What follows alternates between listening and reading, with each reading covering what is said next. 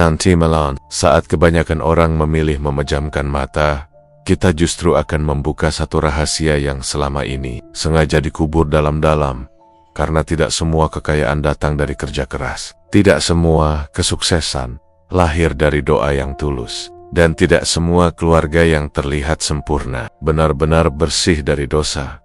Di cerita nanti malam ini, kita akan masuk ke sebuah kisah yang jarang berani dibicarakan. Sebuah ritual terlarang, perjanjian yang melibatkan darah, dan sebuah keluarga yang rela menukar nyawa demi kekayaan yang tak pernah habis.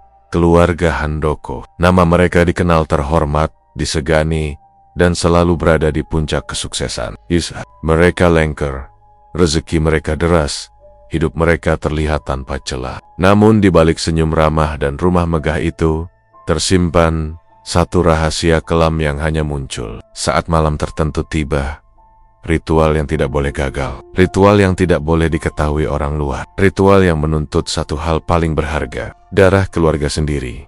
Konon, setiap generasi keluarga Handoko selalu kehilangan satu anggota. Ada yang menghilang tanpa kabar, ada yang meninggal mendadak, ada yang disebut merantau, tapi tak pernah kembali. Dan anehnya, setiap kehilangan itu selalu diikuti dengan lonjakan kekayaan yang tak masuk akal.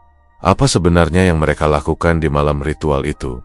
Siapa yang menjadi tumbal? Dan sampai kapan perjanjian berdarah ini akan terus berjalan? Nanti, malam ini, kita akan mengupas satu persatu rahasia ritual tumbal darah keluarga Handoko. Cerita ini adalah fiksi, namun terinspirasi dari kisah-kisah mistis, pesugihan, dan ritual terlarang yang dipercaya masih ada di berbagai penjuru Indonesia. Pastikan kamu menonton sampai akhir, karena di cerita nanti malam ini, bukan hanya rasa takut yang akan kamu rasakan, tapi juga pertanyaan yang mungkin akan terus terngiang di kepalamu. Jika kekayaan harus dibayar dengan darah, apakah kamu sanggup menolaknya? Selamat datang di channel Nanti Malam, tempat di mana cerita mistis, pesugihan, dan rahasia terlarang tidak lagi disembunyikan, melainkan diceritakan. Keluarga Handoko dikenal sebagai keluarga paling sukses di kota kecil kami. Nama mereka seperti sudah menjadi bagian dari peta kehidupan warga sini. Mau kemanapun, rasanya selalu bersinggungan dengan milik mereka. Beli semen, orang akan bilang, itu tokonya Handoko. Cari kontrakan murah, jawabannya juga sama. Bahkan sawah luas di pinggir desa yang dulunya jadi tempat anak-anak bermain layangan, sekarang sudah berubah jadi lahan milik mereka. Lengkap dengan papan nama besar bertuliskan hak milik keluarga Handoko. Orang-orang menyebut mereka keluarga teladan, rajin bersedekah, sering bantu acara desa, dan kalau ada pembangunan masjid atau pos ronda, sumbangan paling besar selalu datang dari mereka. Dari luar, tak ada satupun celah yang terlihat aneh. Senyum mereka ramah, tutur kata mereka halus. Rumahnya besar, bersih, dan selalu terbuka untuk tamu. Bahkan banyak orang tua di desa yang berharap anaknya bisa menikah dengan keturunan keluarga Handoko. Seolah menikah dengan mereka adalah jaminan hidup mapan sampai tua. Tapi justru disitulah letak kejanggalannya. Keberuntungan keluarga Handoko terlalu mulus, terlalu rapi, terlalu tepat waktu. Seperti sesuatu yang sudah diatur sejak lama. Saat krisis ekonomi melanda kota kami, bertahan-tahan lalu, banyak toko tutup, pasar sepi, pedagang kecil satu persatu gulung tikar. Tapi usaha keluarga Handoko tidak hanya bertahan, malah berkembang. Mereka membuka cabang baru, membeli tanah baru, membangun ruko baru. Seolah badai ekonomi itu tidak pernah menyentuh mereka sama sekali. Waktu pandemi datang, lagi-lagi hal yang sama terjadi. Banyak orang menjual aset untuk bertahan hidup. Tapi keluarga Handoko justru membeli aset-aset itu. Murah, cepat, dan tanpa ragu. Orang-orang mulai bergumam pelan, bukan iri, lebih ke heran. Dari mana modalnya? Kok seperti tidak pernah habis? Awalnya semua orang memilih diam. Karena bicara tentang keluarga Handoko, rasanya seperti membicarakan orang baik-baik. Cedak, enak, tidak sopan. Tapi lama-lama, ada satu hal yang membuat pembicaraan itu tidak bisa dihindari. Di keluarga mereka, selalu ada satu anggota yang menghilang. Bukan menghilang, seperti orang kabur atau diculik. Menghilangnya rapi, tenang, dengan cerita yang sudah disiapkan. Kalau ditanya, Jawabannya selalu masuk akal. Kadang disebut merantau ke luar kota, kadang sakit keras, lalu meninggal diam-diam, kadang kecelakaan di jalan luar daerah. Semua terdengar wajar, semua terdengar manusiawi. Masalahnya, tidak pernah ada yang benar-benar melihat jasadnya. Tidak ada pelayat ramai, tidak ada tangisan keras. Seperti keluarga berduka pada umumnya, tidak ada jenazah yang disemayamkan di rumah. Tidak ada tahlilan berhari-hari. Semua seolah terjadi cepat, senyap, dan langsung ditutup. Orang-orang desa mulai mencatat dalam hati, meski tidak pernah berani bicara terang-terangan. Setiap 5 atau 6 tahun sekali, selalu ada nama dari keluarga Handoko yang tiba-tiba tidak pernah terlihat lagi. Foto-fotonya perlahan menghilang dari ruang tamu. Kursinya di acara keluarga kosong. Namanya tidak pernah lagi disebut, seolah tidak pernah ada. Yang paling aneh, setiap kali satu anggota keluarga Handoko pergi, usaha mereka justru melonjak pesat. Aku ingat betul pertama kali menyadari keanehan ini. Waktu itu aku masih kecil. Ayahku mengajakku menghadiri acara syukuran besar di rumah Handoko. Mereka baru saja membuka toko bangunan terbesar di kota kecil kami. Semua orang diundang. Makanan melimpah. Musik dangdut diputar keras. Orang-orang tertawa dan bersulang. Tapi di sudut rumah, aku melihat satu kamar yang pintunya tertutup rapat. Di depannya ada karangan bunga kecil. Tidak mencolok, tidak seperti karangan bunga duka cita pada umumnya. Ayahku menarik lenganku waktu aku hendak mendekat. Wis, ojo kesusu, aja melu-melu kono, katanya pelan. Saat itu aku belum paham maksudnya. Berubah tahan-tahan. Kemudian, aku tahu bahwa kamar itu milik salah satu anak keluarga Handoko yang katanya meninggal karena sakit. Mendadak seminggu sebelum syukuran itu digelar, seminggu, orang normal mungkin masih menangis, masih berkabung. Tapi keluarga Handoko justru mengadakan pesta besar. Sejak saat itu, perasaan tidak enak itu terus tumbuh di kepalaku, meski aku selalu mencoba mengusirnya. Mungkin memang aku saja yang terlalu curiga. Mungkin memang hidup mereka hanya diberkahi keberuntungan luar biasa. Namun desa kecil tidak pernah benar-benar lupa.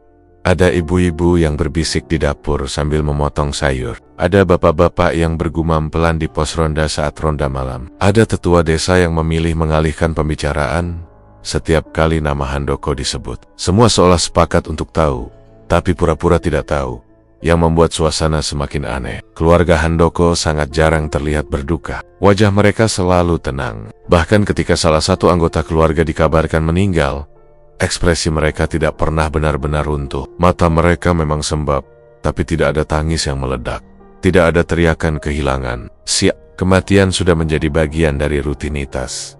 Pernah suatu malam, aku mendengar nenekku bergumam sendiri sambil menutup jendela keluarga kui. Sugih, nanging regane larang, katanya lirih.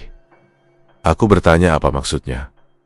Nenek hanya menggeleng dan menyuruhku masuk kamar. Tapi sorot matanya saat itu berbeda. Seperti orang yang tahu sesuatu tapi terlalu takut untuk mengatakannya. Semakin aku dewasa, semakin banyak kejanggalan kecil yang aku sadari. Misalnya, rumah utama keluarga Handoko. Rumah itu besar, megah, tapi anehnya selalu terasa dingin. Meski siang hari, burung jarang bertengger di atapnya. Pohon-pohon di sekitarnya tumbuh subur, tapi tidak pernah rimbun. Seolah ada sesuatu yang menahan mereka untuk tumbuh penuh.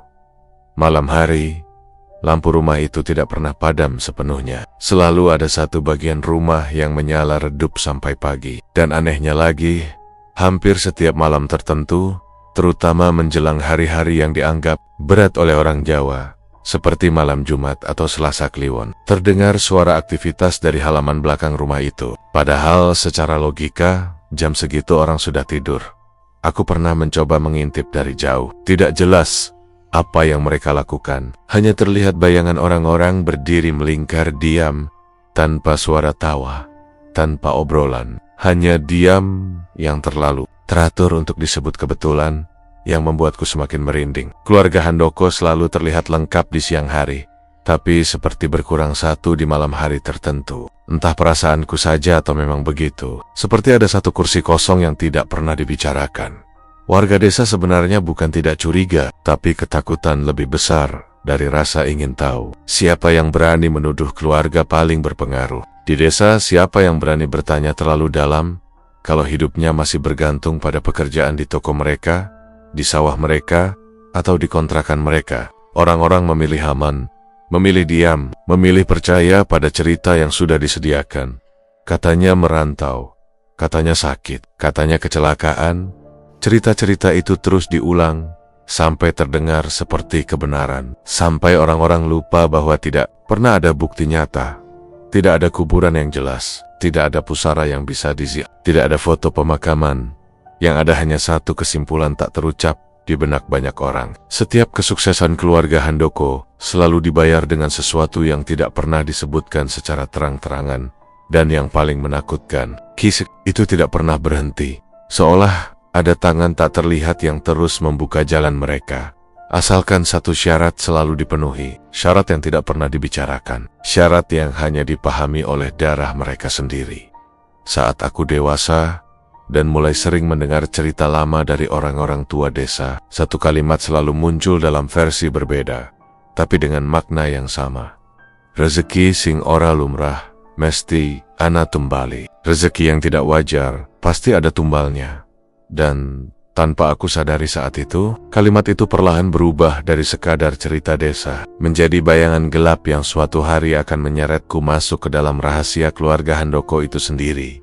Aku, Raka, keponakan jauh keluarga Handoko, tiba di rumah besar mereka pada suatu sore yang mendung. Setelah ayahku meninggal, ibuku menerima undangan dari keluarga Handoko agar aku tinggal di rumah itu. Katanya supaya aku dibantu, supaya aku punya tempat yang nyaman dan pendidikan yang baik. Waktu mendengar itu, aku merasa senang sekaligus gugup. Senang karena rumah itu besar, nyaman, dan pasti ada banyak fasilitas. Gugup karena aku sama sekali tidak pernah akrab dengan mereka. Bahkan wajah mereka pun aku hanya ingat samar-samar dari foto-foto lama di album keluarga ayahku. Tapi aku tidak punya banyak pilihan. Di desa kami, orang tua yang sudah meninggal biasanya membuat anak-anak mereka harus memilih antara merantau jauh atau tinggal di rumah keluarga besar. Aku memilih yang terakhir karena malas jauh-jauh, dan aku pikir tinggal di rumah kaya raya akan menyenangkan. Ternyata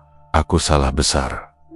Rumah itu megah, terlalu megah untuk ukuran desa kecil. Dindingnya tinggi, terbuat dari batu bata yang dicat putih, pintu-pintunya besar dan berat, berornamen ukiran halus yang tidak aku mengerti artinya. Lobi rumahnya luas, lantainya marmer dingin, dan di setiap sudut ruangan ada lampu-lampu antik yang temaram. Tapi ada sesuatu yang aneh. Ada dingin yang terasa bukan sekadar karena udara, tapi dingin yang masuk ke tulang. Saat aku melangkah, kakiku terasa berat, seolah rumah itu menimbang-nimbang kehadiranku. Aku mencoba mengabaikan perasaan itu, tapi hati kecilku selalu menegaskan bahwa rumah ini tidak biasa.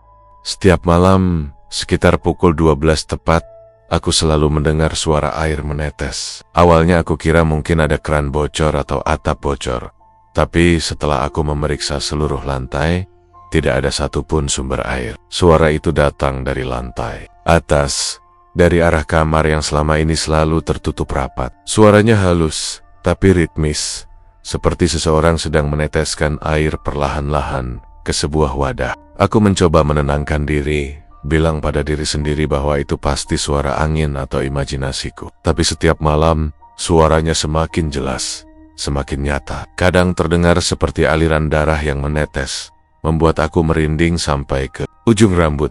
Suatu malam, rasa penasaran itu mencapai puncaknya. Aku nekat naik ke lantai 2, menyelinap di koridor yang panjang, berdesir dengan lampu temaram yang memantul di lantai kayu. Napasku berat, tapi aku berusaha tenang. Di ujung koridor, aku melihat sebuah ruangan yang selama ini selalu tertutup, rapat.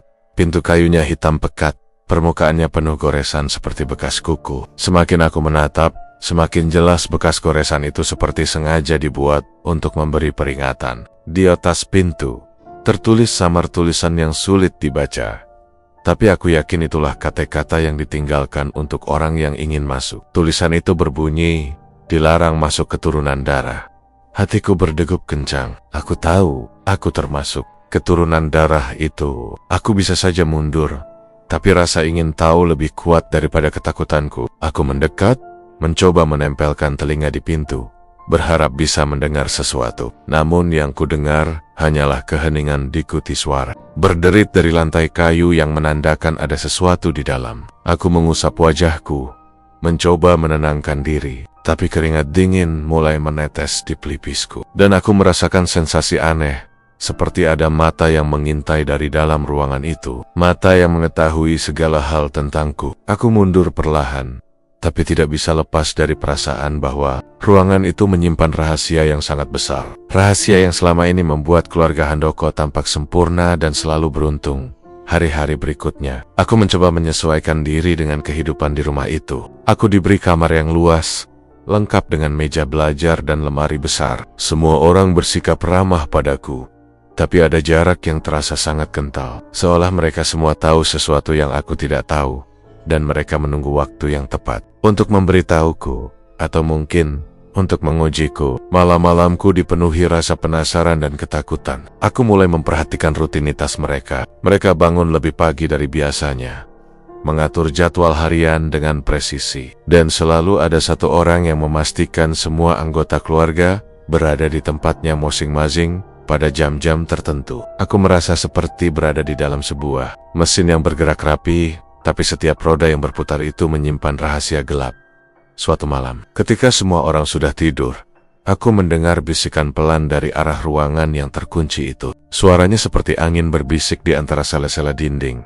Namun aku yakin itu adalah suara manusia. Aku menahan napas, mencoba mendengarkan. Ada kata-kata yang terdengar samar.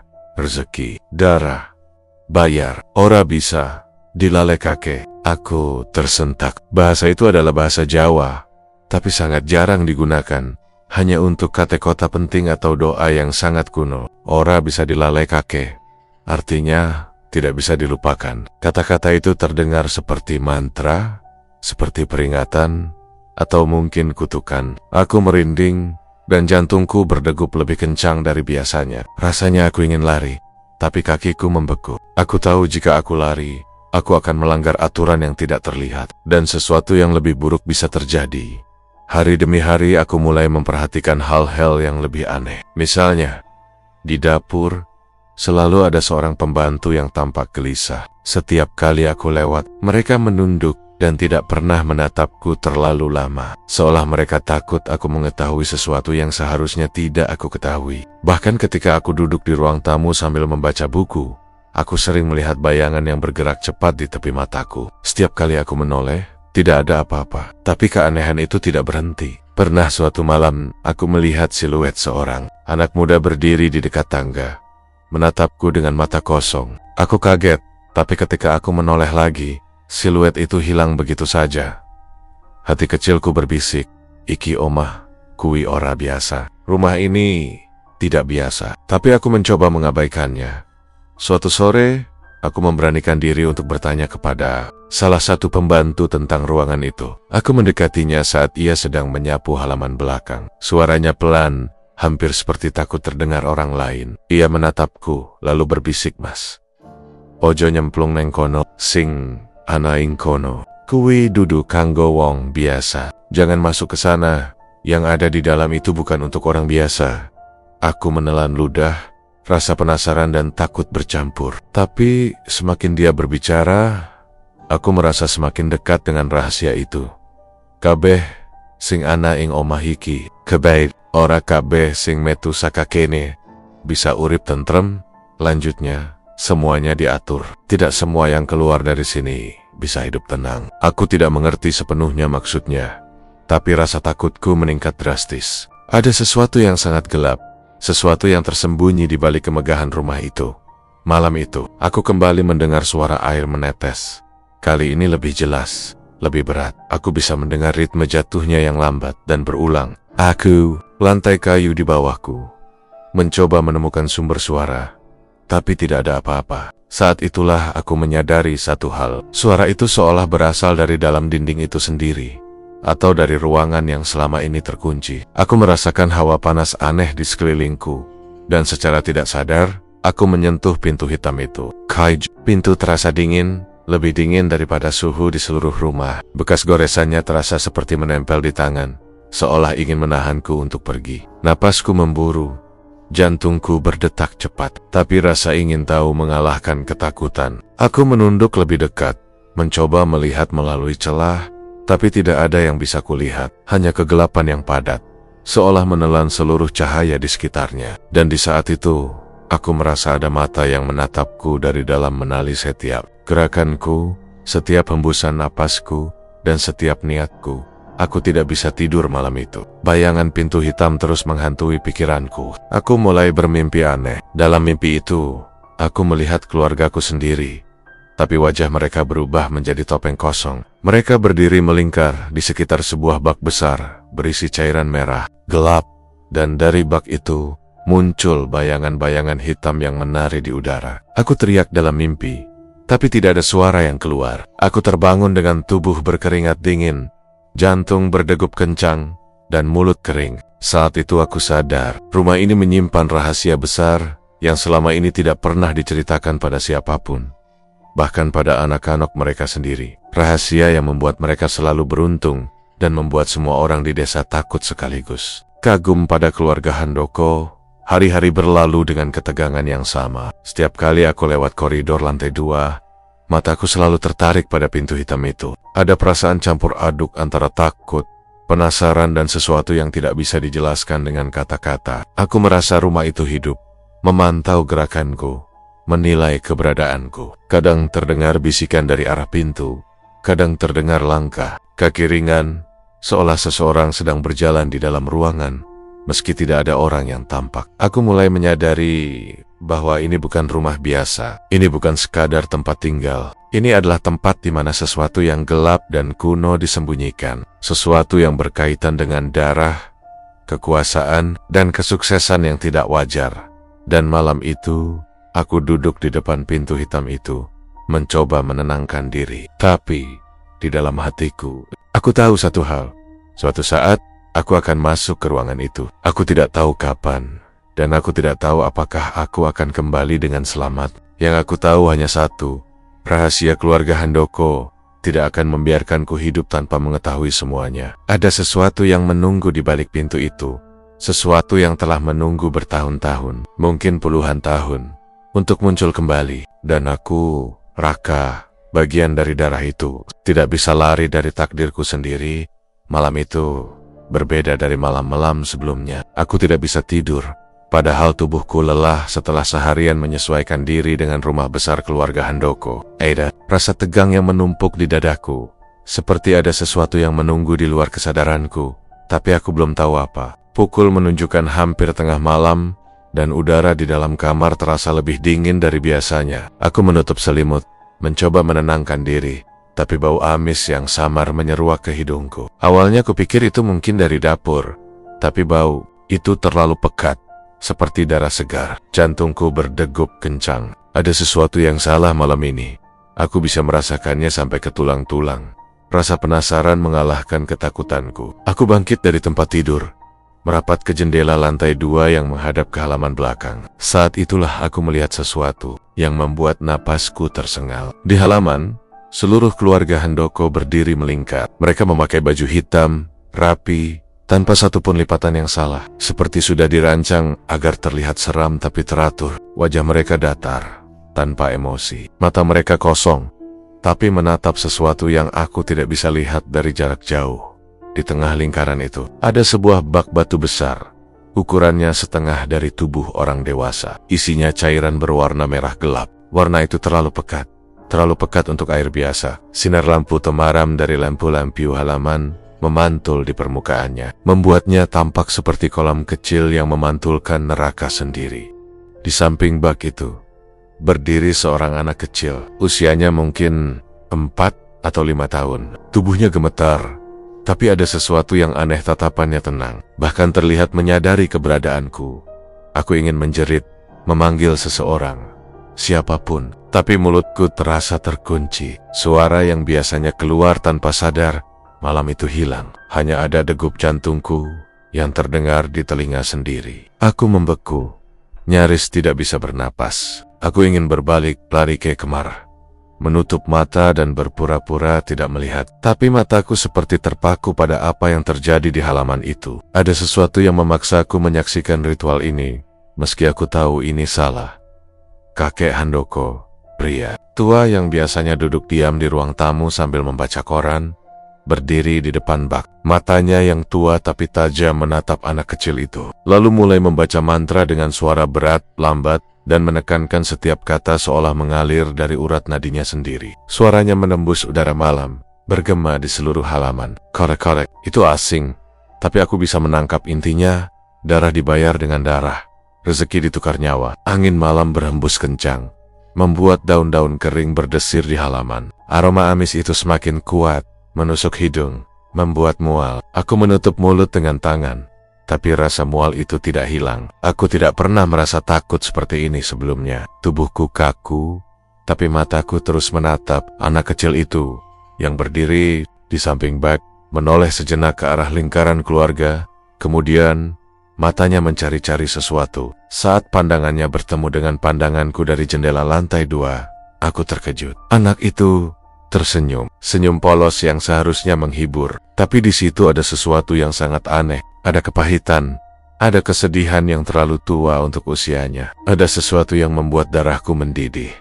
Aku menahan napas. Wajah kakek Handoko tetap datar, tapi setiap kata yang keluar dari mulutnya membuat udara malam seakan memekat. Aidiag, halus di tanah, seperti bumi ikut menahan napas. Aku merasa seluruh halaman, seluruh rumah, seluruh malam ini menunggu sesuatu. Aku ingin lari, tapi kakiku seperti tertanam di lantai. Kepala kecilku penuh dengan pertanyaan. Siapa anak itu? Mengapa dia ada di situ?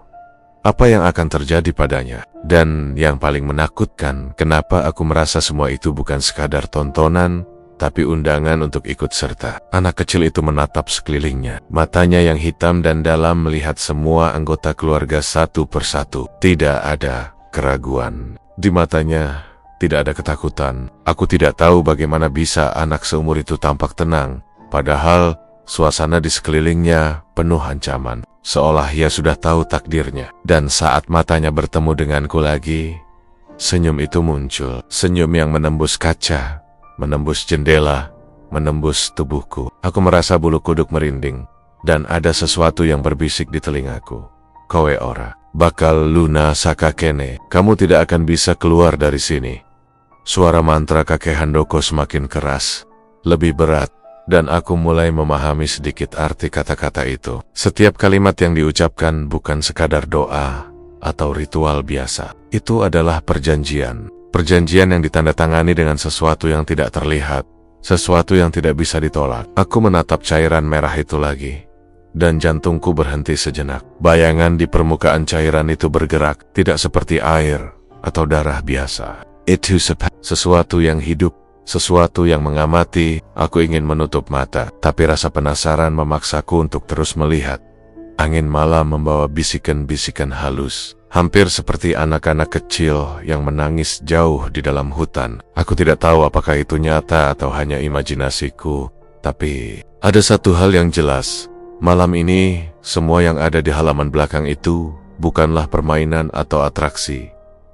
Ini nyata, ini terlalu nyata untuk diabaikan. Aku melihat tangan kakek Handoko menempelkan telapak ke dada anak kecil itu. Tidak ada kata-kata, hanya gerakan lambat dan ritualistis. Aku bisa melihat ketegangan di seluruh tubuh anak itu, tapi ia tetap diam. Cairan merah itu tampak berkilau, seolah menerima energi dari gerakan kakek. Seluruh keluarga Handoko tetap berdiri melingkar. Tidak ada yang mengalihkan pandangan, tidak ada yang berbicara. Sunyi yang memekakan telinga, bahkan angin seakan menahan napas. Aku ingin berteriak, memanggil bantuan, tapi suara tetap tidak keluar dari mulutku. Aku menggengket kata-kata nenekku dulu, ketika aku masih kecil dan masih bermain di halaman rumahnya sendiri. Hati-hati, keluarga kui sugih, nanging regane larang. Hati-hati, keluarga itu kaya, tapi harganya mahal. Aku baru sekarang benar-benar memahami arti kata-kata itu. Harganya adalah sesuatu yang tidak bisa dibayar dengan uang, sesuatu yang mengalir dari darah mereka sendiri, sesuatu yang menakutkan hingga orang biasa tidak bisa memahaminya. Anak kecil itu mulai bergerak perlahan, seolah mendengar perintah yang hanya ia mengerti. Matanya tidak lepas dari kakek Handoko. Cairan merah itu tampak beriak ringan, tapi tidak menumpahkan satu tetes pun. Ada kekuatan yang menahan bentuknya, menjaga agar ritual tetap berjalan sesuai aturan. Aku bisa melihat bayangan di permukaan cairan itu menari, seolah mengikuti alunan mantra. Tubuhku gemetar, tapi aku tidak bisa bergerak. Aku hanya bisa menonton dengan napas tertahan, menonton sesuatu yang terlalu gelap untuk dijelaskan dengan kata-kata.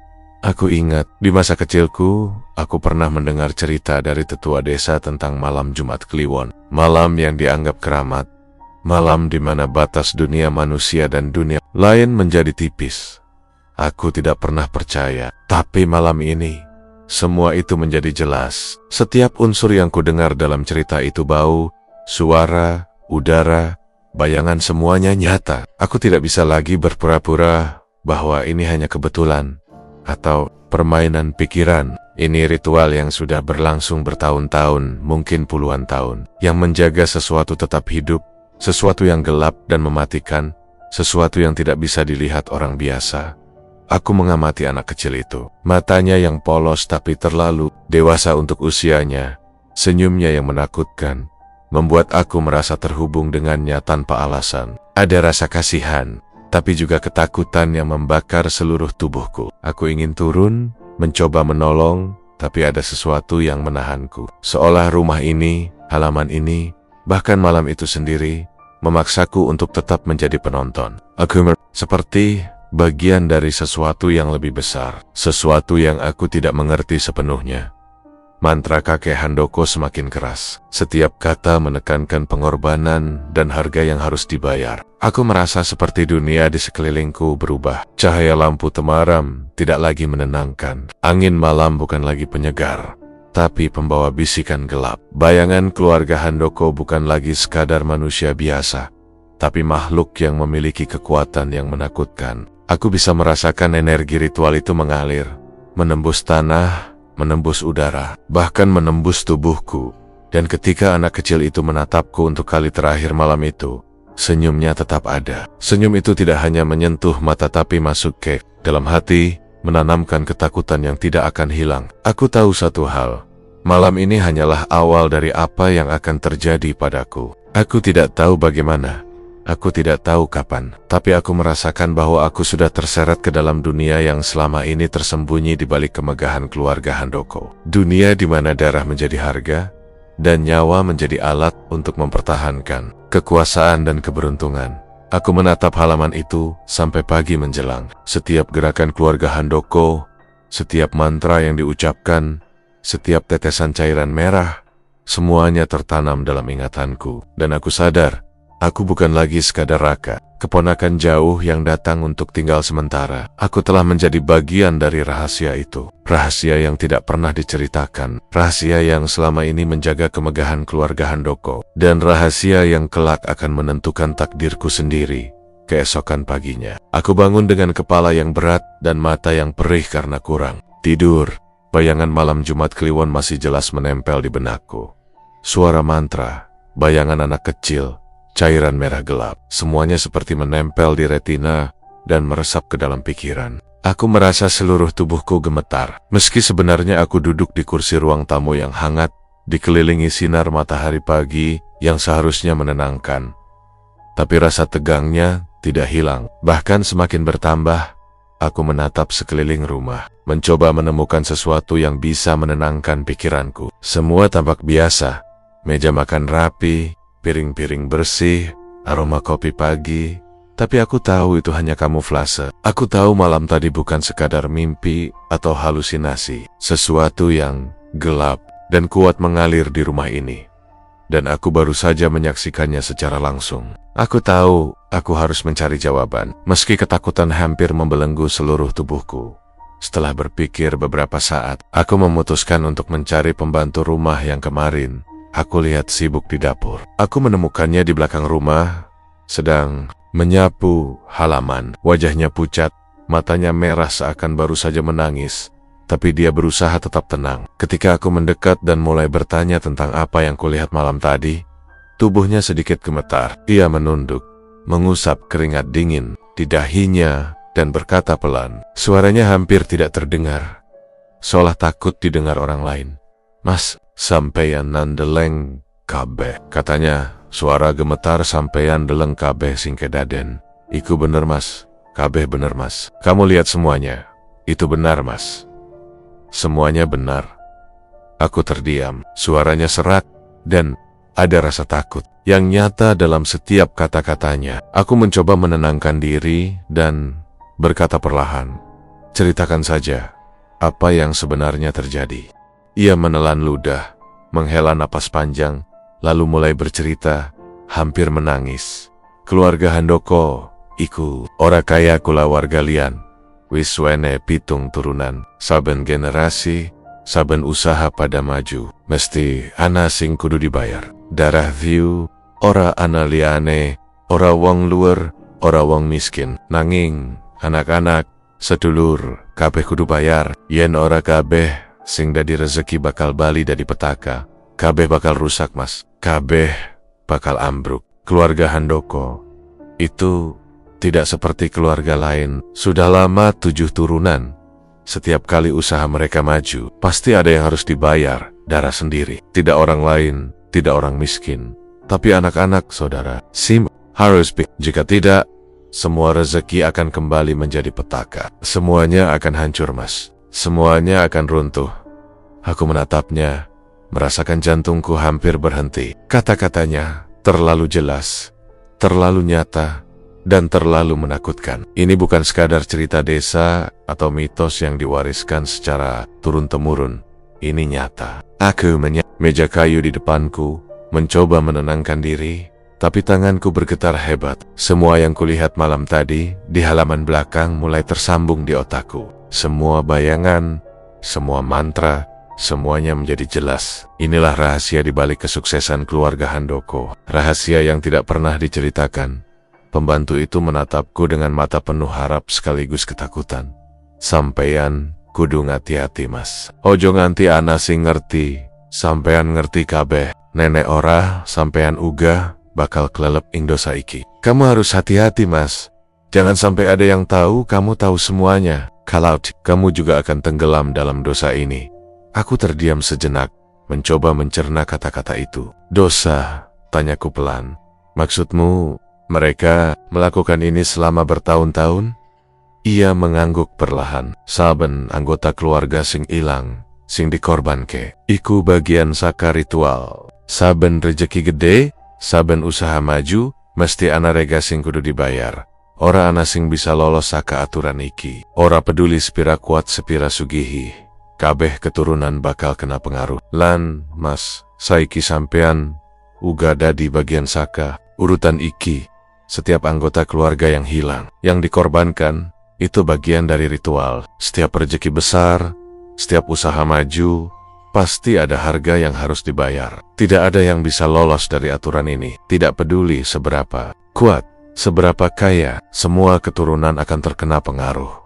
Dan, mas, sekarang kamu juga menjadi bagian dari urutan ini. Tubuhku membeku. Aku merasa seperti seluruh dunia runtuh di sekitarku. Ada rasa mual. Ada rasa ingin menjerit, ada rasa takut yang menembus ke dalam tulang. Aku duduk di tangga belakang rumah, menunduk, mencoba menenangkan diri, tapi pikiranku penuh dengan bayangan. Anak kecil, bak batu merah, dan mantra kakek Handoko. Semua menjadi satu gambaran yang menakutkan, seperti mimpi buruk yang hidup.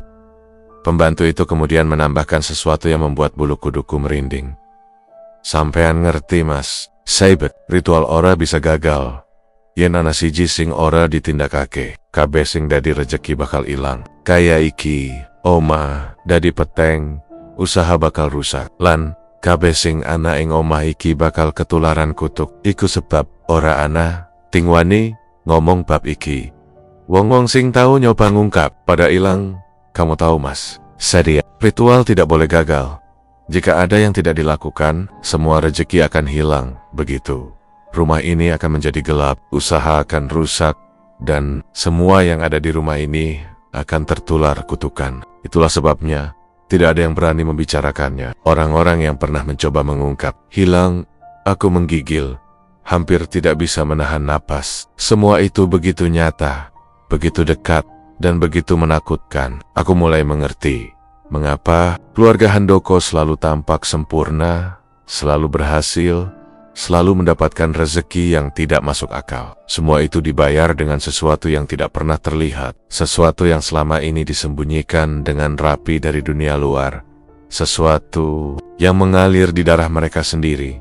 Hari-hari berikutnya terasa berat. Aku merasa seperti diawasi setiap saat, bahkan ketika aku sendirian di kamar. Aku mulai memperhatikan setiap gerakan anggota keluarga. Setiap kali mereka berkekap-kekap, aku bisa melihat kode-kode tertentu dalam pandangan mereka, gerakan tangan yang halus, dan bahasa tubuh yang mengisyaratkan sesuatu yang aku tidak pahami sepenuhnya. Ada sesuatu yang mereka lakukan setiap hari, sesuatu yang tampak sepele, tapi ternyata bagian dari aturan yang lebih besar. Suatu sore, aku melihat anak-anak keluarga bermain di halaman. Mereka tertawa, berlari, dan tampak normal. Tapi mataku tertarik pada satu anak yang selalu diam, menatap tanah. Ada sesuatu dalam tatapannya yang membuatku merinding. Seperti ia tahu sesuatu yang orang lain tidak tahu. Ketika pandangannya bertemu denganku, aku merasa seperti disentuh oleh sesuatu yang dingin dan berat. Hati kecilku berbisik, "Iki ora mung dolanan, Raka. Iki latihan kanggo apa sing bakal teka. Ini bukan sekadar bermain, Raka. Ini latihan untuk apa yang akan datang." Malam harinya, aku kembali ke jendela lantai 2, menatap ke arah halaman. Tidak ada ritual, tidak ada bak, tidak ada anak kecil. Semua tampak normal. Tapi aku tahu, ketenangan ini hanyalah sementara. Bisa merasakan napas gelap yang mengintai di balik dinding rumah. Aku bisa merasakan energi yang tidak terlihat, mengalir dari satu anggota keluarga ke anggota lainnya, menunggu waktu yang tepat untuk mewujudkan ritual berikutnya. Aku mulai mengerti bahwa keluarga Handoko hidup dengan aturan yang tidak bisa dipahami akal sehat. Semua keberuntungan, semua kemegahan, semua kesuksesan mereka dibangun di atas fondasi yang gelap, fondasi yang mengharuskan pengorbanan darah. Dan aku, Raka, keponakan jauh yang baru datang, sekarang tahu bahwa aku berada di tengah pusaran itu. Aku menyadari satu hal menakutkan. Suatu saat nanti, aku mungkin akan menjadi bagian dari pengorbanan itu. Di malam yang sunyi, ketika rumah sudah terlelap, aku duduk sendiri di ruang tamu, menatap api kecil dari lampu minyak tua. Suasana hening, tapi hatiku berdebar. Aku bisa mendengar bisikan-bisikan halus, hampir seperti suara anak-anak kecil yang menangis jauh di dalam rumah. Aku tahu itu bukan suara nyata, itu energi rumah, energi ritual yang tertinggal di udara. Dan aku tahu, itu adalah peringatan. Jangan anggap enteng, jangan pikir kamu bisa lolos. Aku mulai merasakan bahwa setiap langkahku di rumah ini diawasi, setiap gerakanku dicatat, dan setiap keputusan kecil bisa menjadi penentu hidup atau mati. Aku menunduk, menahan napas, mencoba mencerna semua yang kudengar dari pembantu itu. Aku tahu aku harus berhati-hati. Aku tahu aku harus belajar membaca tanda-tanda yang selama ini tersembunyi. Aku tahu satu hal. Rumah ini, keluarga ini, dan darah yang mengalir di antara mereka bukanlah sesuatu yang bisa dihindari. Aku telah terseret ke dalam pusaran yang lebih besar daripada yang pernah aku bayangkan. Dan aku sadar, ini baru permulaan. Malam itu, aku duduk di kamar sendiri, berusaha menenangkan pikiran, tapi rasa takut dan kebingungan memenuhi seluruh kepalaku. Bayangan anak kecil yang berdiri di samping bak merah gelap, mantra kakek Handoko, dan semua rahasia yang diceritakan pembantu kemarin terus berputar di otakku. Aku tahu satu hal. Aku tidak bisa tinggal diam. Aku harus pergi. Aku harus keluar dari rumah ini sebelum semuanya terlambat. Aku merencanakan kabur. Sebenarnya, aku sudah menyiapkan beberapa rute. Ada pintu belakang yang menuju ke jalan setapak kecil di samping rumah. Ada gerbang samping yang jarang dikunci. Bahkan aku tahu ada jendela yang bisa dibuka untuk melompat ke halaman. Pikiran tentang kebebasan membuat adrenalinku naik, tapi di saat yang sama, rasa takut membuat tanganku dingin. Dan aku mulai mengumpulkan keberanian, perlahan membuka lemari untuk menyiapkan pakaian yang mudah untuk bergerak. Saat aku baru saja hendak melangkah keluar kamar, terdengar suara pelan, tapi memecah keheningan malam. Raka. Suara itu lembut, tapi ada sesuatu di dalamnya yang membuat bulu kudukku meremang. Aku menoleh perlahan. Ibu Handoko berdiri di ambang pintu, Bayangannya panjang karena cahaya lampu koridor yang temaram. Wajahnya cantik, lembut, namun matanya kosong. Tidak ada rasa hangat, tidak ada senyum yang biasa muncul pada orang tua. Ada kekosongan di situ. Seperti cermin yang menatap langsung ke dalam jiwaku. Aku membeku, tubuhku menegang, tapi aku mencoba bersikap biasa. Bu, aku hanya ingin tidur sebentar, kataku, berusaha terdengar tenang. Padahal suara itu bergetar. Ibu Handoko melangkah masuk. Tidak terburu-buru, tapi langkahnya pasti, seperti ritme yang sudah dipelajari berulang kali. Setiap gerakannya membuat udara di kamar terasa lebih berat, lebih dingin. Raka, kamu tahu kenapa kamu diundang ke sini? Suaranya lembut, hampir seperti bisikan, tapi ada kekuatan yang tidak bisa diabaikan di dalamnya. Aku menggeleng. Suara napasku terdengar di Ruan Henning. Hatiku berdegup lebih kencang. Aku pikir karena ayahku ada hubungan keluarga, dan ibu bilang ingin membantuku. Dia tersenyum, tapi senyum itu berbeda. Tidak hangat, tidak menenangkan. Senyum itu seperti pisau tipis yang menembus kulit dan menyayat ke dalam hati. Bukan karena itu, Raka.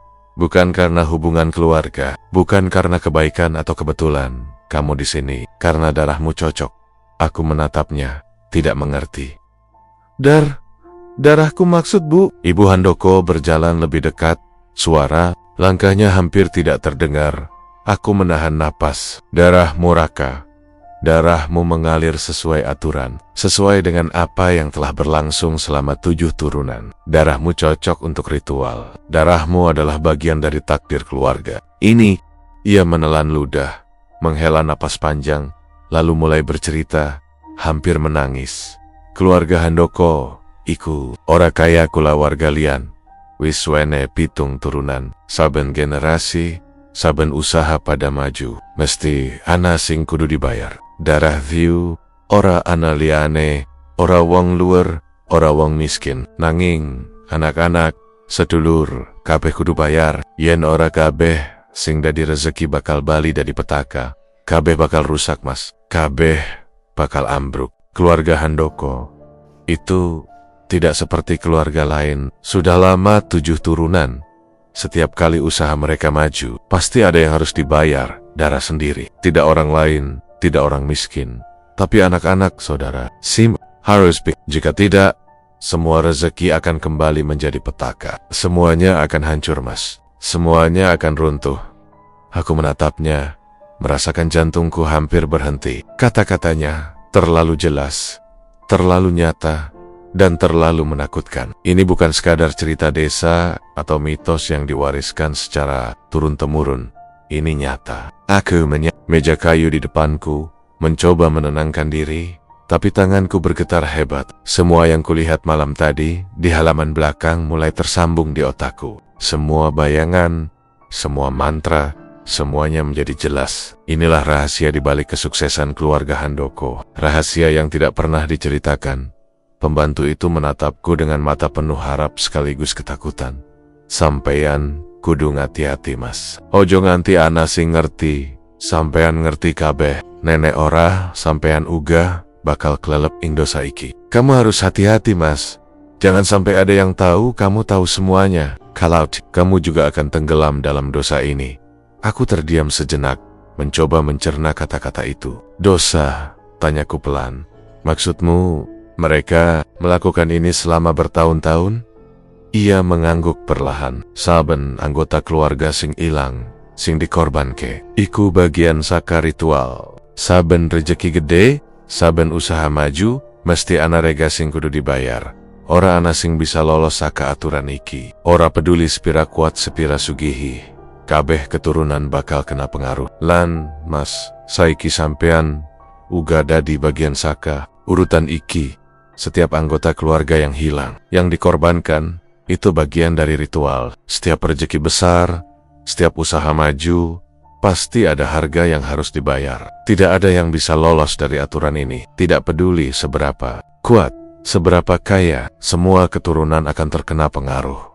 Dan, Mas, sekarang kamu juga menjadi bagian dari urutan ini. Tubuhku membeku. Aku merasa seperti seluruh dunia runtuh di sekitarku. Ada rasa mual, ada rasa ingin menjerit, ada rasa takut yang menembus ke dalam tulang. Aku duduk di tangga belakang rumah, menunduk, mencoba menenangkan diri, tapi pikiranku penuh dengan bayangan. Anak kecil, bak batu merah, dan mantra kakek Handoko. Semua menjadi satu gambaran yang menakutkan, seperti mimpi buruk yang hidup. Pembantu itu kemudian menambahkan sesuatu yang membuat bulu kuduku merinding. Sampean ngerti mas, Saibet, ritual ora bisa gagal. Yen ana siji sing ora ditindakake, kabeh sing dadi rejeki bakal ilang. Kaya iki, omah, dadi peteng, usaha bakal rusak. Lan, kabeh sing ana ing omah iki bakal ketularan kutuk. Iku sebab ora ana ting wani ngomong bab iki. Wong-wong sing tahu nyoba ngungkap pada ilang. Kamu tahu mas, Sadia, ritual tidak boleh gagal. Jika ada yang tidak dilakukan, semua rejeki akan hilang. Begitu, rumah ini akan menjadi gelap, usaha akan rusak, dan semua yang ada di rumah ini akan tertular kutukan. Itulah sebabnya tidak ada yang berani membicarakannya. Orang-orang yang pernah mencoba mengungkap hilang. Aku menggigil, hampir tidak bisa menahan napas. Semua itu begitu nyata, begitu dekat, dan begitu menakutkan. Aku mulai mengerti mengapa keluarga Handoko selalu tampak sempurna, selalu berhasil, selalu mendapatkan rezeki yang tidak masuk akal. Semua itu dibayar dengan sesuatu yang tidak pernah terlihat, sesuatu yang selama ini disembunyikan dengan rapi dari dunia luar, sesuatu yang mengalir di darah mereka sendiri. Hari-hari berikutnya terasa berat. Aku merasa seperti diawasi setiap saat, bahkan ketika aku sendirian di kamar. Aku mulai memperhatikan setiap gerakan anggota keluarga. Setiap kali mereka berkekap-kekap, aku bisa melihat kode-kode tertentu dalam pandangan mereka, gerakan tangan yang halus, dan bahasa tubuh yang mengisyaratkan sesuatu yang aku tidak pahami sepenuhnya. Ada sesuatu yang mereka lakukan setiap hari, sesuatu yang tampak sepele, tapi ternyata bagian dari aturan yang lebih besar. Suatu sore, aku melihat anak-anak keluarga bermain di halaman. Mereka tertawa, berlari, dan tampak normal. Tapi mataku tertarik pada satu anak yang selalu diam, menatap tanah. Ada sesuatu dalam tatapannya yang membuatku merinding.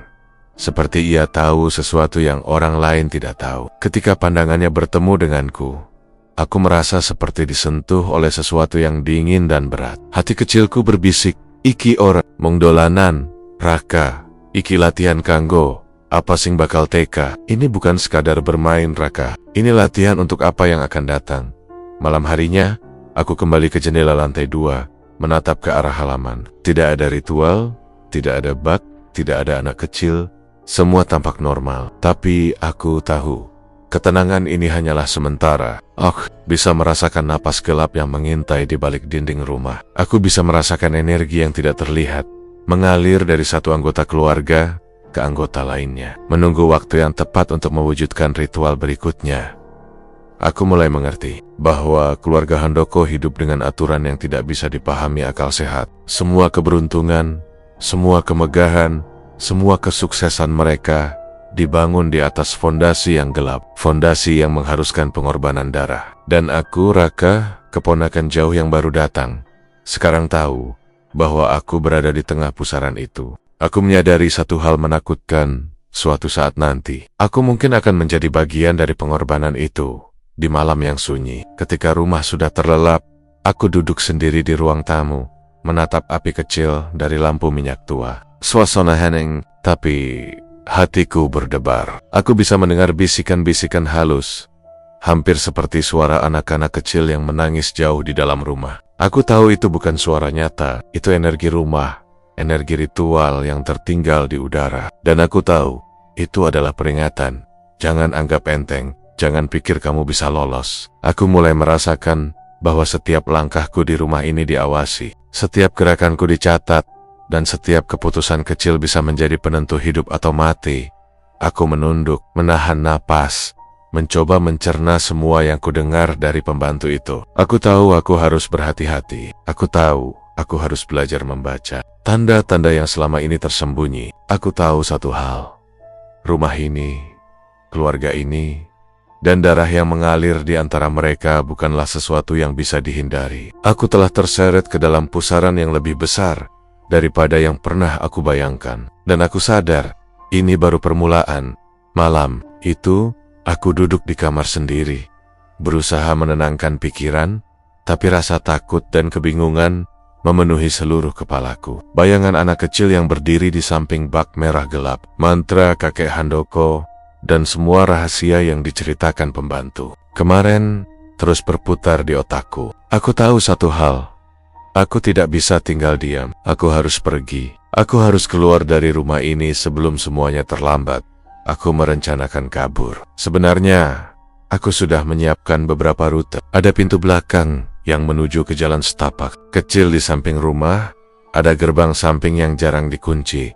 Bahkan aku tahu ada jendela yang bisa dibuka untuk melompat ke halaman. Pikiran tentang kebebasan membuat adrenalinku naik, tapi di saat yang sama, rasa takut membuat tanganku dingin. Dan aku mulai mengumpulkan keberanian, perlahan membuka lemari untuk menyiapkan pakaian yang mudah untuk bergerak.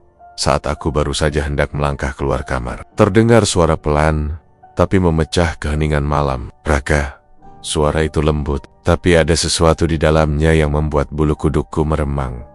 Aku menoleh perlahan. Ibu Handoko berdiri di ambang pintu. Bayangannya panjang karena cahaya lampu koridor yang temaram. Wajahnya cantik, lembut, namun matanya kosong. Tidak ada rasa hangat, tidak ada senyum yang biasa muncul pada orang tua. Ada kekosongan di situ. Seperti cermin yang menatap langsung ke dalam jiwaku.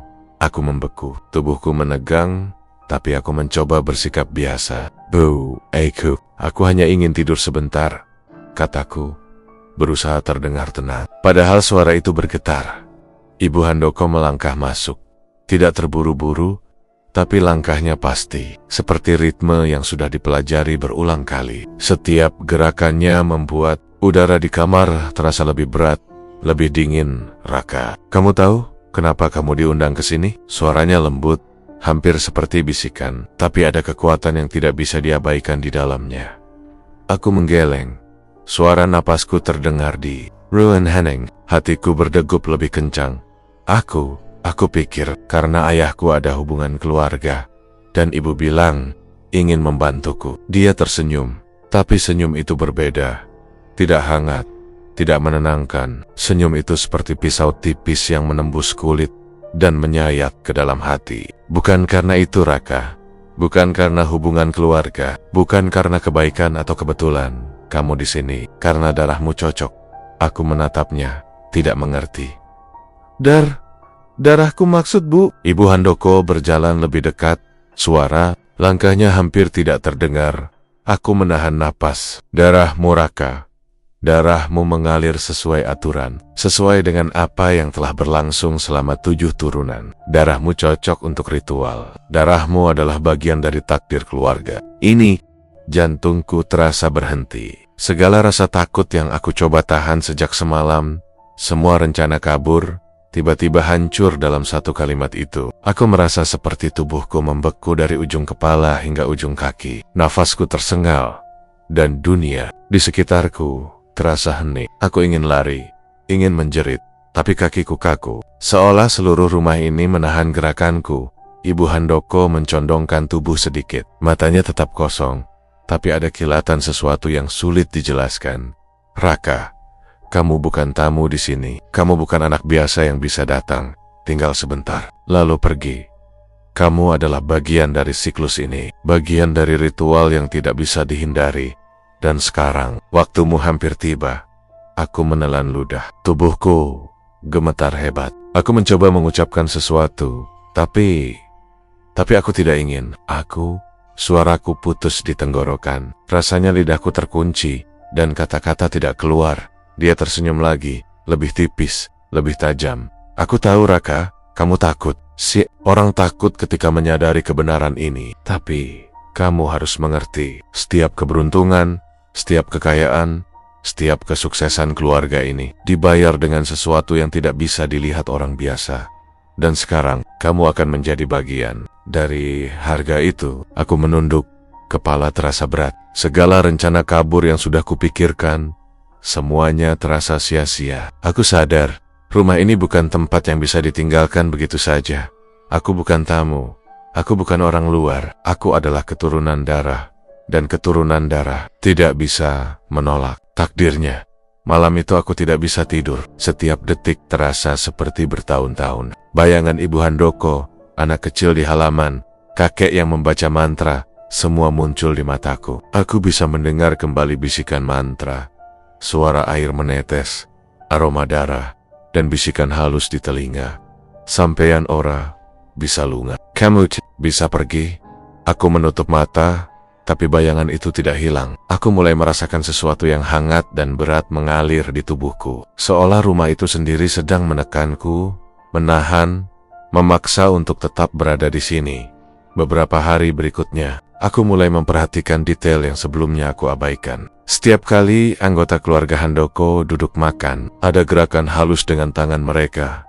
Bisikan pelan yang hanya terdengar jika kamu sangat fokus. Aku mulai memahami bahwa setiap gerakan, setiap kata, setiap ritual kecil yang tampak sepele adalah bagian dari persiapan untuk sesuatu yang lebih besar. Bahkan aroma rempah di dapur, cahaya lampu yang dipasang dengan sudut tertentu, dan urutan duduk saat makan, semuanya adalah bagian dari ritual itu. Aku merasa seperti sedang berada di dalam jaring laba-laba yang semakin rapat. Tidak ada celah untuk kabur, dan semakin aku mencoba mengerti, semakin aku terjerat. Suatu malam, aku memutuskan untuk kembali mengintip halaman belakang dari jendela. Lantai kali ini tidak ada bak, tidak ada anak kecil, tidak ada mantra, hanya lingkaran cahaya temaram dan bayangan pohon yang bergoyang. Tapi ada sesuatu yang berbeda. Aku merasakan kehadiran yang kuat, lebih kuat daripada sebelumnya. Rumah itu sendiri menatapku, menilai niatku, menilai rasa takutku. Aku merasakan tekanan di dadaku, napasku sesak, dan tubuhku gemetar hebat. Aku tahu, itu adalah peringatan. Jangan mencoba melawan, jangan mencoba kabur. Takdirmu adalah bagian dari ritual ini. Aku tidak tahu berapa lama aku duduk di situ, menatap malam, menelan rasa takut dan ketidakpastian. Tubuhku lelah, tapi pikiranku tetap tegang. Aku mulai memahami satu hal yang menakutkan. Keluarga Handoko tidak hanya mengendalikan ritual, mereka juga mengendalikan keturunan darahnya. Setiap keturunan, sejak 7 turunan lalu, telah ditanamkan aturan dan takdir yang tidak bisa dihindari. Aku bukan lagi seorang keponakan yang datang untuk tinggal sementara. Aku adalah bagian dari rantai darah itu, dan rantai itu tidak bisa diputus. Aku teringat kata-kata pembantu rumah. Sampean kudu ngati-hati, sampean uga bakal kelelep ing dosa iki. Aku mulai menyadari maknanya dengan jelas. Aku akan terjerat dalam siklus ini. Aku akan menjadi bagian dari ritual tumbal yang selama ini menjaga kesuksesan keluarga. Dan aku tahu, saat waktuku tiba, tidak ada jalan untuk lari, tidak ada pelarian yang aman. Semua yang kulihat dan kulakukan sampai sekarang hanyalah persiapan, lesah, dan ujian kecil sebelum aku benar-benar dihadapkan pada takdir yang mengerikan itu.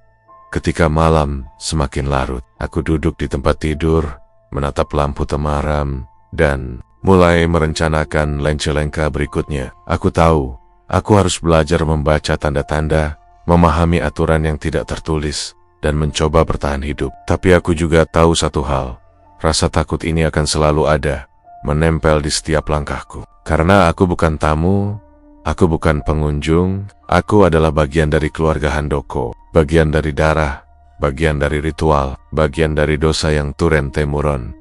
Dan di saat itu, aku menyadari bahwa hidupku tidak akan pernah sama lagi. Tidak akan ada malam tenang, tidak akan ada hari tanpa bayangan, tidak akan ada kesempatan untuk bebas. Semua telah berubah sejak Ibu Handoko berbicara padaku. Semua telah berubah sejak aku tahu aku adalah persiapan tumbal berikutnya. Dan ketakutan itu, perasaan terjebak, dan rasa ingin kabur yang sia-sia mulai membentuk hatiku menjadi satu kesadaran. Aku harus bertahan. Aku harus memahami. Sebelum waktuku tiba, malam itu, Selasa Kliwon, udara di luar rumah terasa lebih dingin dari biasanya. Angin malam berdesir, seperti suara langkah kaki yang tak terlihat. Aku duduk di tepi bak batu yang sama seperti yang kulihat pertama kali. Tangan dan kakiku terikat dengan tali kasar yang dingin menempel di kulit. Tubuhku gemetar hebat, bukan hanya karena dingin, tapi karena ketakutan yang mengalir dari kepala hingga ujung kaki. Aku menoleh ke seluruh halaman dan melihat seluruh keluarga Handoko berdiri melingkar. Mereka memakai pakaian hitam seragam, wajah mereka datar, tanpa ekspresi. Tapi ada sesuatu yang berbeda malam ini. Ada ketegangan di udara. Ada rasa berat yang menekanku seolah bumi ikut menahan napas. Aku mencoba menelan ludah, tapi rasanya seperti pasir. Suara jantungku berdetak keras di telinga sendiri. Aku menutup mata sebentar, berharap ini semua hanyalah mimpi buruk. Tapi ketika aku buka lagi, semua tetap nyata. Bau darah campuran antara amis dan logam menggantung di udara. Aku mencoba menunduk, menahan napas, tapi udara itu menembus ke paru-paruku, membuatnya sesak. Kakek Handoko berdiri di depan bak batu. Wajahnya masih datar, tapi matanya menatapku dengan ketajaman yang menusuk. Ia membuka sebuah kotak kayu kecil, mengambil sebuah pisau yang tampak tua, tapi tajamnya luar biasa. Pegangan pisau itu dihias dengan ukiran simbol-simbol kuno yang aku tidak mengerti, tapi mereka membuatku merinding. Angin malam berhembus, membuat rambutku menempel di wajah. Aku ingin menjerit, ingin menendang, ingin melawan, tapi tubuhku kaku. Seperti seluruh energi dikeluarkan oleh ketegangan malam ini. Ibu Handoko berdiri di samping kakek, membaca doa dengan suara lembut tapi penuh wibawa. Kata-kata itu terdengar asing, campuran bahasa Jawa halus, dan mantra kuno yang membuat bulu kudukku meremang. Sakabehe keturunan, wis pada ngerti. Rejeki landarah iku siji. Rejeki ora bakal ana yen ora ana regane. Semua keturunan sudah memahami rejeki dan darah adalah satu. Rejeki tidak akan ada jika tidak ada harganya. Anggota keluarga lain berdiri diam, seperti saksi ritual yang sudah berlangsung turun-temurun. Tidak ada yang menatapku, semua fokus pada pisau dan bak batu. Aku bisa mendengar suara detak jantungku sendiri, lebih keras dari semua suara di halaman. Napasku tersengal, dan tubuhku gemetar hebat. Aku mulai merasakan ketakutan yang bukan sekadar takut mati. Ini ketakutan yang menembus hati, yang membuat otak berputar tanpa henti, yang membuat seluruh tubuh seakan menyatu dengan rasa panik dan terancam. Pisau itu diangkat. Aku melihat bilahnya yang berkilau di bawah cahaya lampu halaman. Tanganku menjerit untuk melawan, mulutku berteriak, tapi suara itu tidak keluar. Aku menendang, meronta, tapi tali mengikatku terlalu kuat. Saat pisau itu bergerak turun, aku menutup mata, menahan napas, dan menunggu. Ketukan terakhir sebelum semuanya berakhir. Tiba-tiba, tanah bergetar. Pertama lembut, kemudian semakin keras, hingga seluruh bak batu dan halaman sekitarnya bergetar hebat. Aku terhuyung diikat, hati berdegup kencang, dan jantung seperti ingin keluar dari dada. Suara gemuruh muncul dari bawah tanah, diikuti desahan yang terdengar seperti ratusan orang yang menahan napas. Aku membuka mata sedikit, dan yang kulihat membuat darahku membeku. Dari dalam bak, tangan-tangan hitam muncul. Tangan-tangan itu berkulit gelap, pucat, dan kasar. Mereka muncul satu persatu, lalu merangkak keluar dari cairan merah gelap. Yang lebih mengerikan, tangan-tangan itu bukan manusia biasa. Ada aura gelap di sekelilingnya, seperti bayangan arwah yang tidak bisa tenang, tapi juga tidak marah padaku. Aku menatap mereka dengan mata terbelalak. Tubuhku gemetar hebat, tapi ada rasa bukan takut pada mereka, tapi pada siapa yang seharusnya mereka tuju. Arwah-arwah itu menatap seluruh keluarga Handoko, bukan padaku. Ada kilatan mata kosong yang dalam, menembus malam. Suara mereka bergema, rendah dan berat, terdengar di seluruh halaman. Perjanjian sudah cukup, kata satu arwah. Suaranya seperti mengguncang tanah. Sekarang, giliran kalian. Keluarga Handoko tampak terhenti sejenak. Wajah mereka tetap datar, tapi ada ketegangan yang belum pernah kulihat sebelumnya. Kakek Handoko mengangkat pisau sedikit, tapi tangannya gemetar. Ibu Handoko menunduk, bibirnya bergerak pelan, mencoba mantra lain, tapi arwah-arwah itu tetap berdiri, tidak bergeming, seperti penguasa yang menunggu waktu yang tepat untuk menegakkan hukum.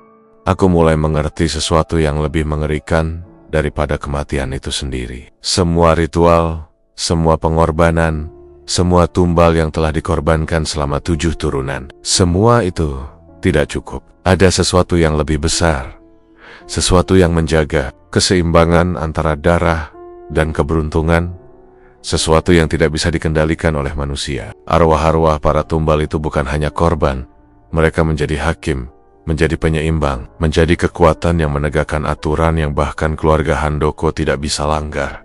Aku melihat tenggen-tenggen itu menekan ke lantai, merasakan energi yang aneh, berputar, dan mengalir ke seluruh halaman. Cahaya lampu temaram berpendar aneh. Bayangan keluarga Handoko menari di tanah, dan udara malam terasa panas dan dingin bersamaan. Aku menelan ludah. Napasku tersengal, dan aku merasa seluruh tubuhku terhubung dengan energi itu. Meski aku tidak disentuh, ada pesan yang masuk ke dalam kepala. Tanpa suara, hanya sensasi.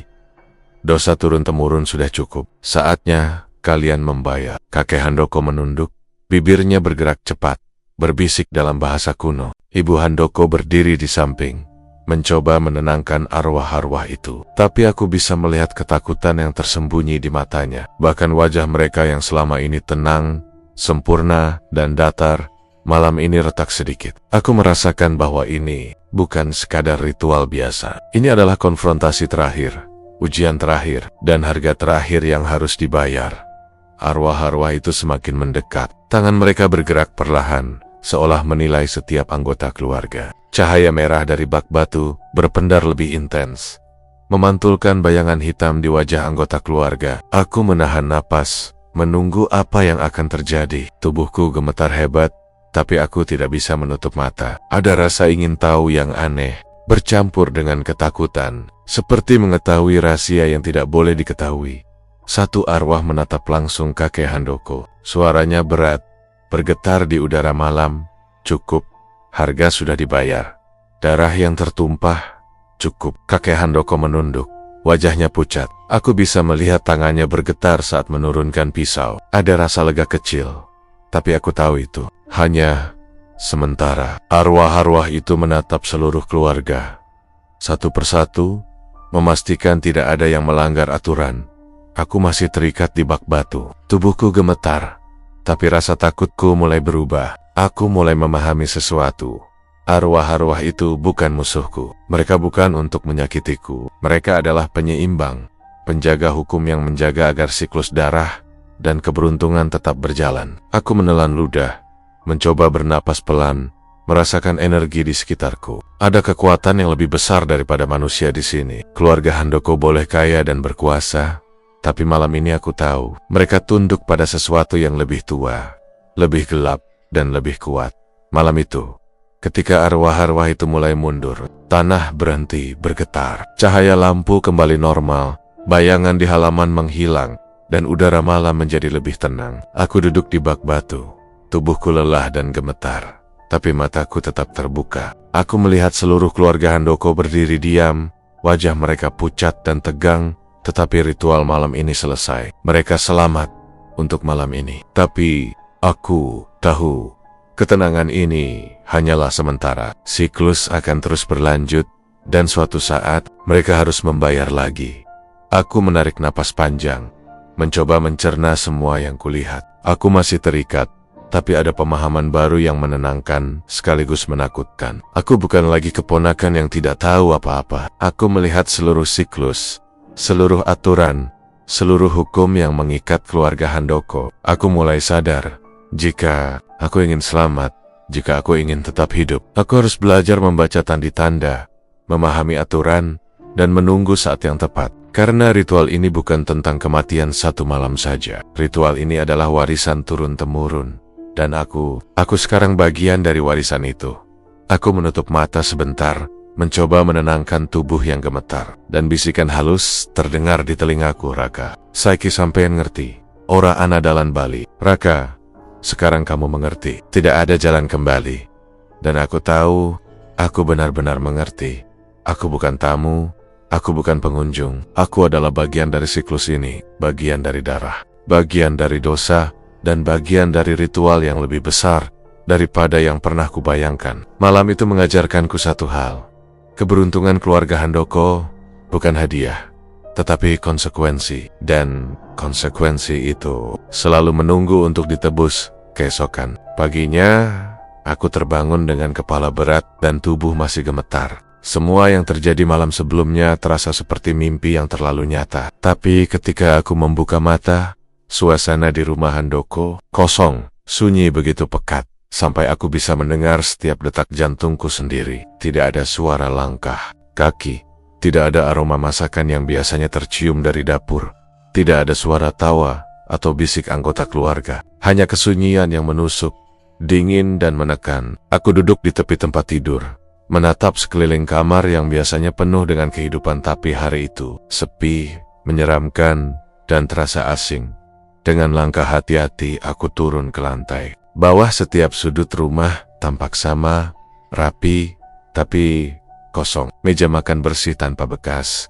Lampu-lampu di koridor menyala normal, tapi tidak ada seorang pun. Aku berjalan menuju halaman belakang, tempat semua ritual terjadi. Bak batu yang semalam menjadi saksi ketegangan, sekarang kosong. Tidak ada cairan merah, tidak ada anak kecil, tidak ada kakek, tidak ada ibu Handoko, semuanya hilang. Sial. Bumi menelan mereka begitu saja. Aku menatap tanah, meraba tepi bak, merasakan teksturnya dingin dan kasar. Tapi yang lebih menakutkan adalah rasa ketenangan aneh yang muncul di udara. Seperti rumah ini menahan napas setelah badai panjang.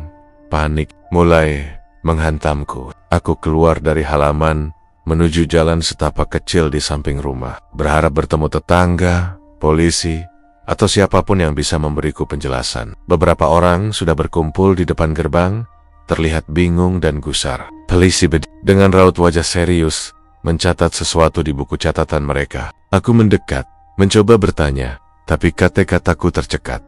Seorang polisi yang tampak paling tua menatapku. Kami sudah melakukan pencarian sejak pagi, Pak, tapi tidak ada satupun yang tersisa. Semua anggota keluarga Handoko hilang tanpa jejak. Tidak ada mobil, tidak ada barang-barang pribadi yang ditinggalkan, tidak ada tanda-tanda kekerasan, hanya rumah kosong. Katanya pelan, seolah kata-kata itu sendiri terasa aneh baginya. Aku mengangguk tanpa suara. Kepala terasa pusing, jantung berdegup tak menentu. Aku tahu apa yang terjadi malam itu, tapi aku juga tahu tidak ada yang akan mempercayai ceritaku. Semua logika dunia ini tidak bisa menjelaskan hilangnya seluruh keluarga Handoko dalam satu malam, apalagi dengan ritual yang aku saksikan. Aku menelan ludah, napasku tersengal, dan mencoba mengumpulkan keberanian. Hari-hari berikutnya terasa aneh. Aku masih tinggal di rumah itu, sendirian, dan perlahan mulai mengelola beberapa usaha kecil yang selama ini sempat aku tunda. Aneh, setiap usaha yang aku jalankan selalu berhasil. Penjualan meningkat drastis, orang-orang datang sendiri tanpa aku undang, dan keuntungan mengalir tanpa hambatan. Aku merasakan kekuatan yang aneh, seperti energi keluarga Handoko ikut berpindah padaku. Setiap langkah kecil terasa seperti disokong oleh sesuatu yang gelap, tapi juga sangat nyata. Aku menatap tanganku sendiri. Terkadang bertanya-tanya apakah ini semua nyata, atau hanya ilusi yang diciptakan oleh pikiranku sendiri. Setelah semua yang kulihat semalam, malam demi malam, aku mulai mengalami mimpi yang sama. Sosok-sosok hitam, tangan-tangan kasar yang semalam muncul dari bak, muncul kembali di mimpiku. Mereka berdiri di sekelilingku, menatap tanpa kata, tidak menakut-nakuti, tapi menuntut. Ada rasa pengawasan yang intens, seolah mereka menunggu langkahku berikutnya. Mengawasi apakah aku layak menjadi penerus kekuatan keluarga Handoko. Aku sering terbangun dengan tubuh basah oleh keringat, tangan gemetar. Tapi rasa takut itu anehnya bercampur dengan rasa percaya diri yang baru seperti aku mendapatkan warisan yang lebih besar daripada sekadar kekayaan. Sesuatu yang menakutkan, tapi juga memberi kekuatan. Suatu malam, ketika aku duduk di meja kerja, menulis catatan untuk usaha baru, aku merasakan sesuatu yang dingin menempel di tanganku. Awalnya kukira hanya bayangan atau angin, tapi ketika aku menoleh, tanganku sendiri berubah. Ada tulisan samar yang muncul di kulitku, seperti tertulis dengan tinta yang hanya bisa kulihat dalam cahaya remang lampu. Tulisan itu sederhana, tapi menakutkan. Warisan telah berpindah. Jantungku berdegup cepat. Tulisan itu tidak hilang, meski aku mencoba menggosoknya. Aku menatap tanganku, napasku tersengal, dan tubuhku gemetar hebat. Semua yang kulihat selama seminggu terakhir mulai tersambung. Semua kekuatan yang aku rasakan, setiap keberhasilan usaha yang tiba-tiba datang, mimpi-mimpi sosok hitam, semua itu bukan kebetulan. Aku sekarang benar-benar bagian dari keluarga Handoko. Bagian dari warisan yang lebih gelap daripada yang bisa dibayangkan orang biasa. Aku berjalan ke jendela, menatap ke halaman. Bulan bersinar pucat, angin malam membawa aroma yang aneh campuran tanah basah, kayu, dan sesuatu yang seperti besi tua. Aku bisa merasakan kehadiran mereka. Sosok-sosok hitam yang menunggu, mengintai dari bayangan. Tubuhku gemetar, tapi ada rasa aneh. Seperti kekuatan itu menenangkanku sekaligus menakut-nakutiku. Aku menunduk, menarik napas panjang, mencoba menerima kenyataan bahwa hidupku tidak akan pernah sama lagi. Ketika aku menoleh ke meja kerja, kalender yang aku gunakan untuk mencatat semua aktivitas tiba-tiba menarik perhatianku. Salah satu tanggal sudah dilingkari merah, tanggal ritual berikutnya. Aku menelan ludah, jantung berdegup kencang. Angka itu seperti berteriak padaku, memberitahu bahwa siklus ini akan berlanjut, bahwa aku harus siap. Aku tahu satu hal, kekuatan yang kuterima tidak gratis. Ada harga yang harus dibayar, ada aturan yang harus ditaati, ada takdir yang menunggu untuk ditegakkan.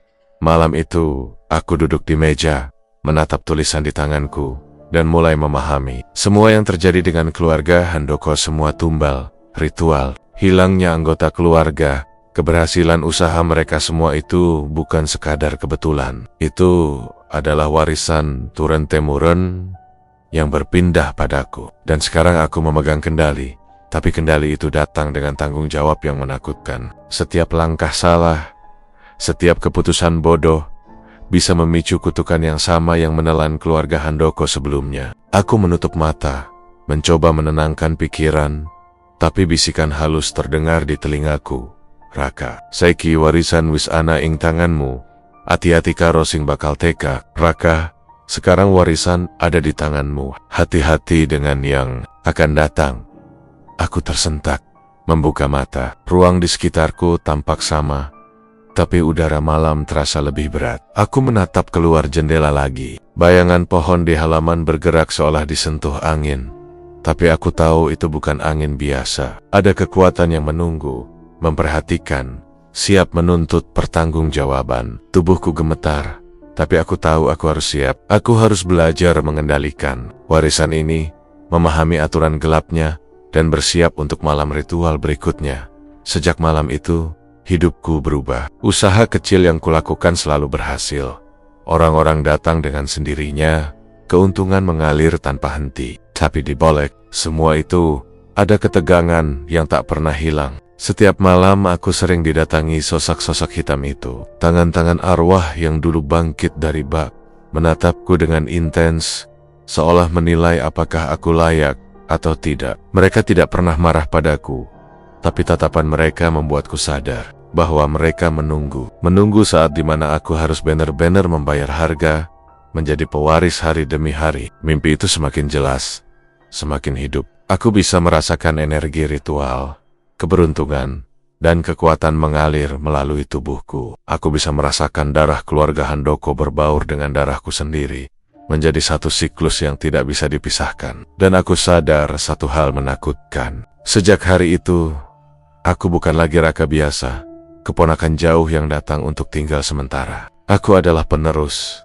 pemegang warisan darah, pengendali ritual, dan calon tumbal di mata hukum. Supranatural yang menjaga keseimbangan antara darah dan keberuntungan. Malam itu aku menatap tanganku lagi. Tulisan warisan telah berpindah masih jelas. Napasku tersengal, tubuhku gemetar, tapi aku tersenyum tipis, pahit, campur takut. Aku tahu apa yang harus kulakukan. Belajar, mengawasi, dan bersiap menghadapi siklus berikutnya. Aku tidak lagi sendirian. Sosok-sosok hitam itu, arwah para tumbal, dan semua kekuatan gelap yang selama ini menyelimuti keluarga Handoko, kini berada bersamaku. Aku adalah bagian dari mereka, dan mereka adalah bagian dari takdirku. Aku menutup lampu di kamar, menunduk di meja, dan membisikkan satu kata pelan, hanya untuk diriku sendiri. Siap menerima warisan, siap menghadapi malam berikutnya, dan siap menanggung segala konsekuensi yang datang bersama darah dan kekuasaan yang berpindah padaku. Dan di dalam hati, aku tahu, ini baru permulaan.